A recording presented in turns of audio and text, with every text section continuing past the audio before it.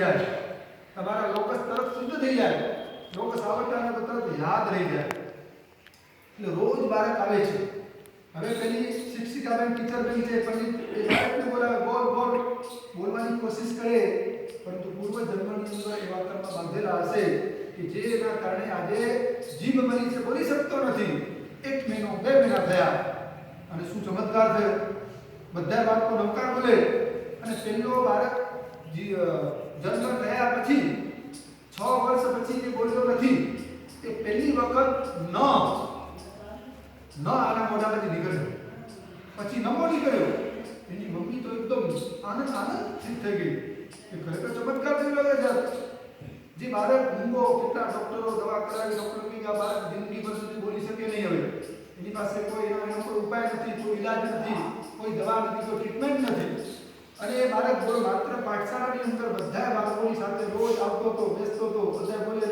એને કોશિશ કરી અને જિંદગીમાં બોલે પહેલી વખત નમો કરી હંકારમ એ બાળક બોલ્યો બધા શિક્ષિકા બહેનો બધી સ્તબ્ધ થઈ ગઈ એનો પરિવાર તો એની મા અને બાપ તો ગાંડા થઈ ગયા કે ખરેખર આ જૈન ધર્મની અંદર પાઠશાળામાં આવો બધા કે રોજ બે બોલા નમો રીંકાર બોલો અને બોલો એ બાળક નમો રીંકાર બીજા દિવસે નમો સિદ્ધાંત 9 દિવસ થયા અને બાળકે નવકાર મંત્ર એટલી વખત બોલ્યો અને ત્યારથી બાળક જે મૂંગો હતો ને એ બાળક બોલતો થઈ ગયો આ દ્રષ્ટાંત દાખલો સત્ય ઘટના છે જવાહર નગરની અંદર પાઠશાળામાં બનેલી સત્ય ઘટના છે અને બોલો અજય હવે એ અજયને એટલી શ્રદ્ધા બેસી ગઈ અને આખા અજય પરિવારે પોતાનો જે ધર્મ ત્યાગ કરીને જૈન ધર્મનો અંગીકાર કર્યો બીજા દિવસે એનો બાપ પરિવાર કેસ 51 કેસ લઈ અને પાઠશાળાની અંદર દાન આપ્યું મારો દીકરો જિંદગીમાં જે ડોક્ટર તો બોલી શકવાનો નથી એવું મારો બાળક પહેલી વખત તમારા પાઠશાળાના માધ્યમથી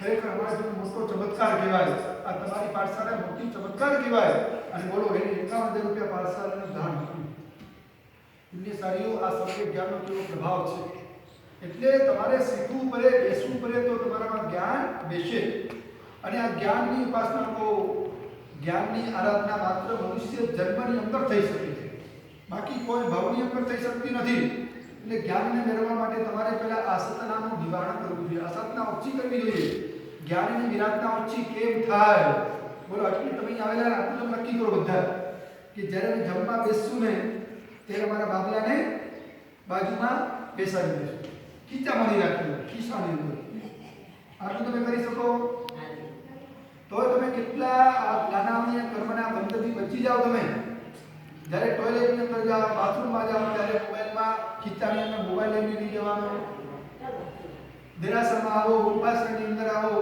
ત્યારે મોબાઈલને સ્વિચ ઓફ કરીને આવવાનું તમારે આ બધી વિરાટનાઓ છે અહીં કદાચ તમે મનુષ્ય જન્મમાં પુરુષ જન્મમાં યાદના કરી પણ આવતો ભાવ તમારો શું થશે આવતા ભાવની અંદર આ જ્ઞાનની વિરાટનાથી જીભ નહીં મળે આજે જ્યારે ભૂખના વ્યક્તિને જોઈએ ત્યારે આપણને યાદ આવે કે હવે મારે આવતા ભાવની અંદર મારે ભૂખો નથી મારે ભૂખ નથી બનવું મારે બધી બેરા નથી બનવું એટલે પુલિસારીઓ જ્ઞાનની આસાધના ઓછી કરો જ્ઞાનની ઉપાસના વધારે કરો એના માટે માનવ ભાવ મળ્યો છે એટલે આપણી વાત ચાલે છે 8 વસ્તુની વાત ચાલે 8 ફળની વાત ચાલે છે કે મનુષ્ય જન્મને સફળ કરવા માટે 8 વસ્તુ એમાં પહેલા નંબરની અંદર પૂજ્યની પૂજા કરવાની બીજા નંબરની અંદર દયા જીવો ઉપર દયા કરો એ દયા કહેવાય બીજા નંબર અને ત્રીજા નંબર શું ચાલે છે દાનની વાત ચાલે છે જૈન ધર્મની અંદર દાનની ખૂબ વ્યાખ્યા કરવામાં આવી છે માત્ર જૈન પ્રત્યેક વ્યક્તિ જૈન હશે એ દાન ધર્મને બહુ જ અગ્રિમતા આપે છે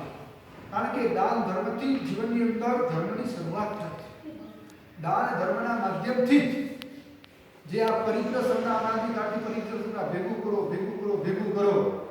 એનાથી છૂટવા માટે આ દાન કહેવાય દાન એટલે તમે જેમ દાન આપતા જાઓ તેમ પરિગ્રહ સંના તમારી ઓછી થતી જાય છે એટલે ભેગું નહીં કરવાનું પરંતુ આપવાનું દાન આપવાથી તમે એક વખત દાન કરો તો શાસ્ત્ર લખ્યું તમને એનાથી 10 ગણું મળે આગળ વધીને તમને 100 ગણું મળે હવે લખીએ છે ને ભાઈ દાન ક્યાં કરવાના તો કે લખે છે વ્યાજે સ્યાત દ્વિગુણમ વિત્તમ પછી વ્યવસાય ચતુર્ગુણમ ક્ષેત્રે સદગુણમ પ્રોક્તમ પાત્રે અનંત ગુણમ પ્રોક્તમ એટલે તમારા સંસારની અંદર છે ને કે ભાઈ તમારી પાસે રૂપિયા હોય તો માણસ ક્યાં આપે? પહેલા નંબરમાં વ્યાજમાં આપે. તમારી તિજોરીની અંદર 5 લાખ પડેલા છે, 1 વર્ષ 2 વર્ષ તમે રોજ જોયા કરો તો એમાં વૃદ્ધિ થાય ન થાય? એ તિજોરીમાં માત્ર એટલા જ રહે. પરંતુ એને તમે ફેરવ્યા કરો, કોઈ વ્યક્તિને તમે આપો, વ્યાજમાં તમે આપો તો કેટલા થઈ જાય હિમરાજભાઈ? ડબલ થઈ જાય. બેંકમાં તમે મૂકો, પહેલા તો 5 વર્ષમાં ડબલ થતા, હવે કેટલા વર્ષ થાય? 8 વર્ષ, 8 વર્ષથી 7-8 વર્ષથી થયા. અને હવે તો બેંકો પર ભરોસો કરવા જેવો નથી. બેંક પર ઉઠે અને કોઈ તમે સારા વ્યક્તિને આપેલા એ પાર્ટી પણ ઉઠી જાય છે. હમણાં કોઈના ઉપર ભરોસો કરવા જેવો નથી. આ તો આમાં લખે છે કે વ્યાજમાં આપો ડબલ થાય, ડબલને ક્યારેક ડૂબી પણ જાય. ડબલ પણ થઈ શકે, ડૂબી પણ શકે. તમારે બંને તૈયારી રાખવી પડે. એટલે ક્યાંય રાખવા જેવું નથી. પછી આગળ લખે છે વ્યવસાય ચતુર્ગુણ. તમે બિઝનેસની અંદર એને તમે રાખો ને પ્રેમજીભાઈ તો 4 ગણા થઈ જાય. કારણ કે બીજું વધ્યા જ કરે એનો થયા જ કરે, ડબલ 4 ગણા થઈ જાય. આગળ વધી લખે છે કે ક્ષેત્રે સત્ગુણમ પ્રોક્તમ. તમે ક્ષેત્રની અંદર એટલે ખેતરમાં તમે વાવો તો 100 ગુણ થઈ જાય. તો એનાથી આગળ વધી કહે છે પાત્રે અનંત ગુણમ પ્રોક્તમ. સારા પાત્રની અંદર તમે વાવો ને આપો ને તો કેટલું થાય? અનંત ગણું થઈ જાય. એટલે એના માટે દાન ધર્મની અંદર 5 પ્રકારના દાન બતાવ્યા. એમાં સૌથી પહેલું ગઈકાલે વિચાર્યું અભયદાન. જીવોને બચાવો, જીવોને અભય આપો. એક જીવને બચાવીએ તો ભવાંતરની અંદર જીવ આપણને બચાવે છે. એક જીવને તમે અભયદાન આપો એટલે એને તમને દુઆ મળે, એના આશીર્વાદ મળે. એટલે પહેલા નંબરનું અભયદાન. બીજા નંબરમાં શું આવે છે? સુપાત્ર દાન આવે છે. આ વિશ્વની અંદર શ્રેષ્ઠમાં શ્રેષ્ઠ પાત્ર હોય ને તો સુપાત્ર કહેવાય. અને એના માટે સારા પાત્ર આપણે શાસ્ત્રની અંદર સપ્તક ક્ષેત્ર બતાવવામાં આવેલા. 7 ક્ષેત્ર નામ આવે છે કોઈને? 7 નામ બોલો. ચૈત્ય, દેરાસર, સાધુ સાધ્વી, શ્રાવક શ્રાવિકા. સૌથી પહેલું કયું ક્ષેત્ર કહેવાય? જીન મંદિર. એ 7 ક્ષેત્રમાં સૌથી પહેલો જીન મંદિર આવે. બીજા નંબરમાં જીન પ્રતિમા.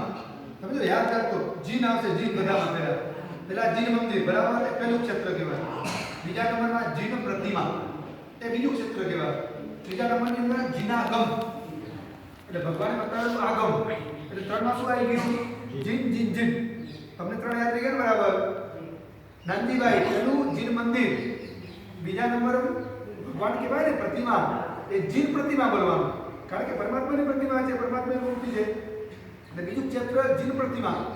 ત્રીજા નંબરમાં જીન આગમ, જીન આગમ. એટલે પ્રભુજી જે બતાવેલું છે 45 આગમ, 12 સામી કહેવાય, બધું આગમ કહેવાય. એ ત્રીજું ક્ષેત્ર કહેવાય. અને બાકીના 4 ક્ષેત્ર. પહેલા નંબરની અંદર સાધુ આવે, બીજા નંબરમાં સાધ્વીજી, ત્રીજા નંબરમાં તમે બધા આવી ગયા, તમે ત્રીજા નંબરમાં, અને ચોથા નંબરમાં શ્રાવિકા. એ 7 ક્ષેત્ર થઈ ગયા. જીન મંદિર, જીન પ્રતિમા, જીનાગમ, સાધુ સાધ્વી અને શ્રાવક અને શ્રાવિકા. યાદ રહી ગયા બધા બરાબર? આ 7 ક્ષેત્ર ઉત્તમ ક્ષેત્ર કહેવાય. આમાં તમે વાવેલું અનંત ગણું તમને મળે છે. અને એમાં પણ સૌથી પહેલા જીન મંદિર, એ તો શ્રેષ્ઠમાં શ્રેષ્ઠ કહેવાય, જીન મંદિર કહેવાય. આજે પણ બોલો કેટલા લોકો જીન મંદિરનું નિર્માણ કરાવે છે સ્વદ્રવ્યથી. અમારે હમણાં થોડી વાર અમે ધજા કરાવી, હમણાં 11 ધજા કરાવીને આવેલા, જ્યાં માની સ્વામી ગુરુનાયક છે. એ આખા જીનાનો લાભ આપણા ડુંગર સિવાય લીધેલું છે ભૂકંપ પછી.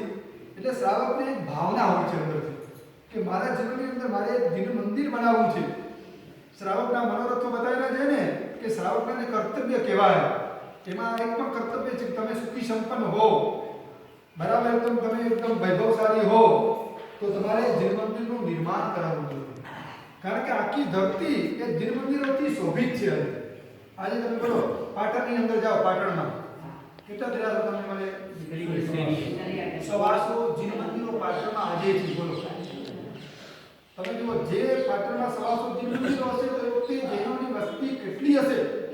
એક પોરની અંદર જઈએ ને આપણે, આ તમારી જે ગલી હતી ને ત્યાં પોર કહે છે, તો એક ગલીની અંદર 2 દેરાસર, 3 દેરાસર, 4 દેરાસર.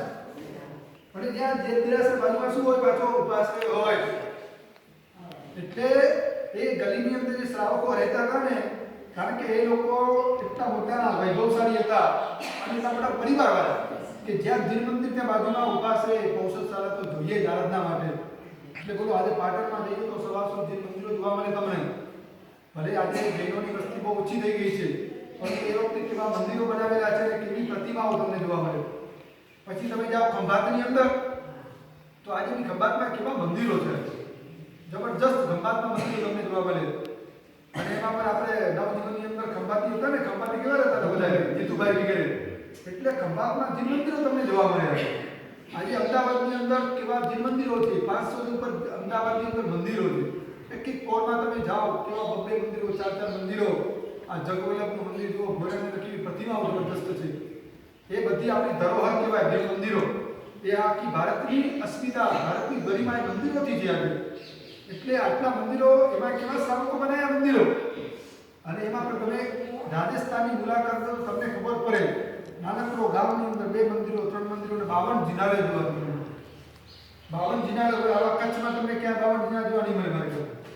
આપણા વાગડની અંદર તમે જાઓ અહીંથી, અમે અહીંથી નીકળી રાધનપુરથી, રાધનપુર પછી આવ્યા સાંતલપુરથી જે આ બાજુ ભુજ સુધી જઈએ, 52 જિનાલય તમને ક્યાં જોવા મળે? કચ્છમાં તો મળે છે.